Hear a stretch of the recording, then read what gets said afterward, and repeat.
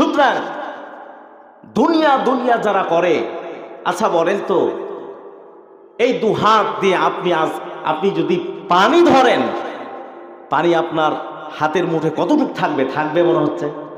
বলেন। সমস্ত শক্তি দিয়ে আপনি পানিকে ধরবেন, যত শক্তি প্রয়োগ করতে হয় সমস্ত শক্তি প্রয়োগ করে আপনি পানি খামচায়া ধরলে আঙ্গুলের ফাঁক আপনার সাথে খেয়ানত করবে না? বলেন, খেয়ানত করবে কিনা?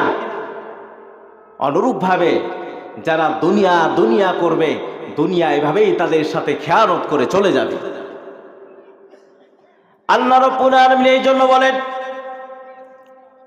ও দুনিয়ার মানুষ, ফাত্তাকুন নারাল্লাতী ওয়াকুদুহান নাসু ওয়াল হিজারা উইদ্দাত লিল কাফিরিন।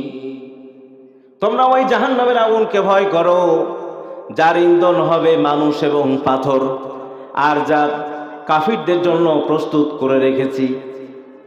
ওই জাহান্নাম খুবই ভয়ঙ্কর হবে।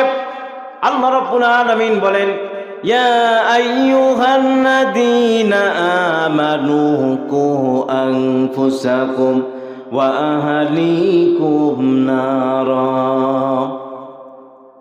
হে ঈমানদারগণ, তোমরা যারা ঈমানের দাবি করছো, যারা ঈমান এনেছো, ইয়া আইয়ুহাল্লাযীনা আমানু, হে ঈমানদারগণ, আল্লাহকে ভয় করো, তুমি নিজে বাঁচো এবং তোমার আহাল পরিবারদেরকে জাহান্নামের আগুন থেকে তুমি বাঁচাবার চেষ্টা করো। যেই জাহান্নামের ইন্ধন হবে মানুষ এবং পাথর। তুমি মুরব্বী মানুষ, হাজী সাহেব মানুষ, নিজে নামাজ পড়ো, নিজে রোজা করো, হজ করো, যাকাত দাও, দান সদকা করো, কিন্তু তুমি বউকে বেপর্দা করে রাস্তায় নিয়ে যাও, হোন্ডাতে করে বেপর্দা করে নিয়ে যাও, মাঠে ঘাটে বাজার করতে, শপিং করতে নিয়ে যাও। আল্লাহর হুকুম তুমি মানো, কিন্তু তুমি তোমার বিবি বাল বাচ্চাকে পর্দার কথা বলো না, নামাজের কথা বলো না। আল্লাহ রাব্বুল